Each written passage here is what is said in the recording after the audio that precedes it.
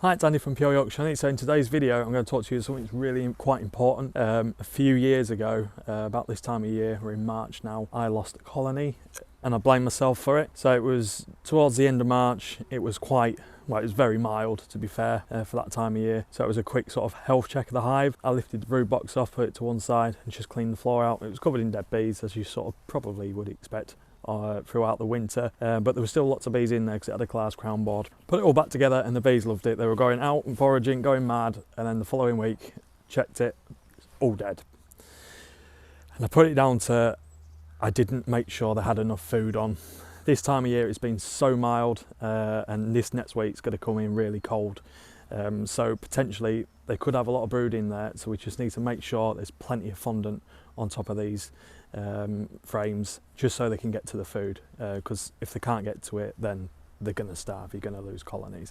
So we'll have a quick look at some of ours, see what they sort of look like this time of year, because a couple of them are glass crown boards, and we'll just make sure the food's all topped up. So we'll get in there and have a look.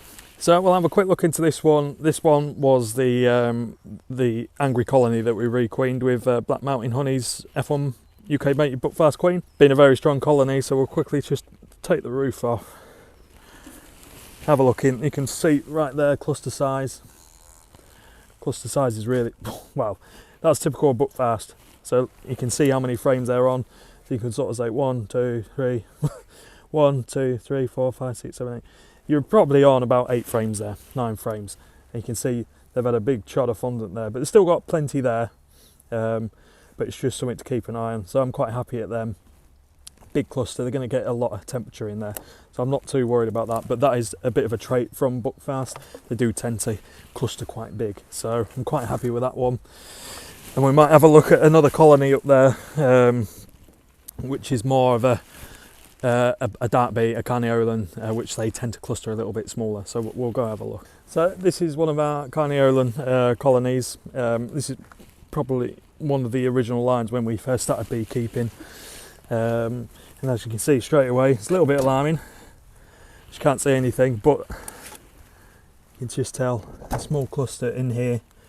And look how small that is. We're on like 1, 2, 3, 4, 5 frames, so a lot smaller, but you can just see straight away if you're a bit unsure if you've got any bees, sometimes the condensation gives it away. Obviously this is a glass crown board, you're not going to see condensation through a solid plywood crown board, so that's okay. They're just getting a little bit low, but from memory, yeah, they've got a lot of stores in there.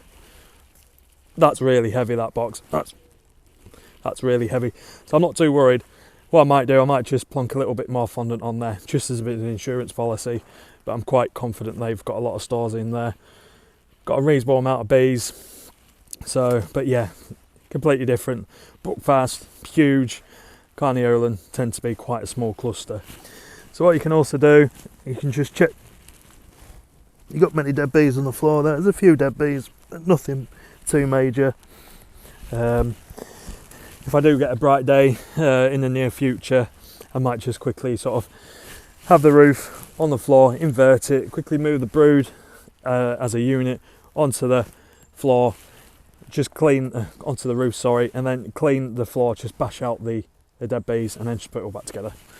You know, you don't want to be going through the hives.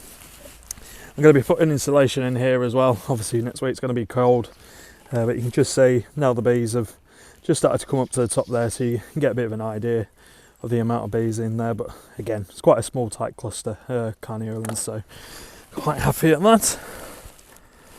So this one we don't have a glass crown board on, and as you can see we've got a couple of pads on. I put that on just so they can get onto that. There's a little spider there. Don't like spiders under my supers. And then we've just got this on top of the other crown board there. So if you've got a strong colony, you do have supers on, apply a solid crown board on, you can just quickly look in. If you've got patches on, then they could potentially see them through there. But if not, you could obviously just gently lift that up, and sometimes you probably will see bees very near your fondant anyway. I wouldn't personally crack the crown boards now. like I said before, they've probably got brood in.